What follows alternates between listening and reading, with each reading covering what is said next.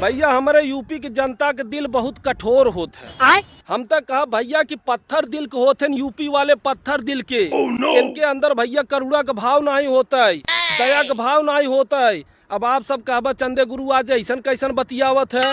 हाँ भैया हम सही कहत है जाना।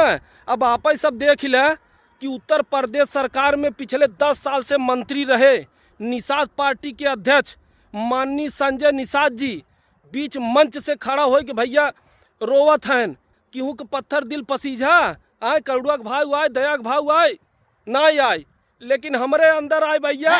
ये क्या हो गया? हमारे अंदर आए जब से का संजय निषाद जी मंच से रोवा है, हमारा तब से कहाँ सुनाई रुकाता है।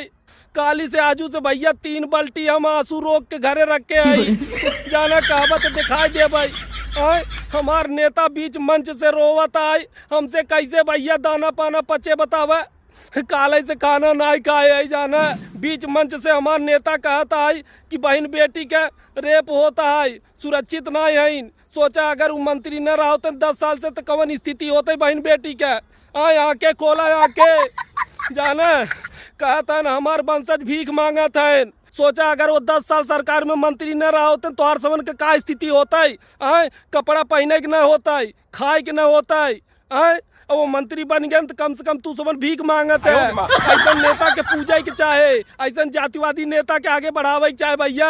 ऐसा रोने वाले नेता के कम से कम पूजा भैया, इज्जत करा, मान सम्मान करा भैया। 27 में वोट दे के जाना, वोट दे को न जितावा और फिर से 5 साल मलाई खियाई के फिर ओकरे बाद रोवावा जाना। तो हर समझ किया ये आदत हमें अच्छा नहीं लागत। बतावा बीच मंच से नेता रोवत आए, कलेजा नहीं फाटत तो हर समझ के वीडियो शेयर करके माननीय श्री संजय निषाद तक पहुँचाए दे भैया। हमरे अंदर से बात ही नहीं निकला था भैया, हमार नेता रोवत मंच से। ये भगवान क्या जुल्म है। हेलो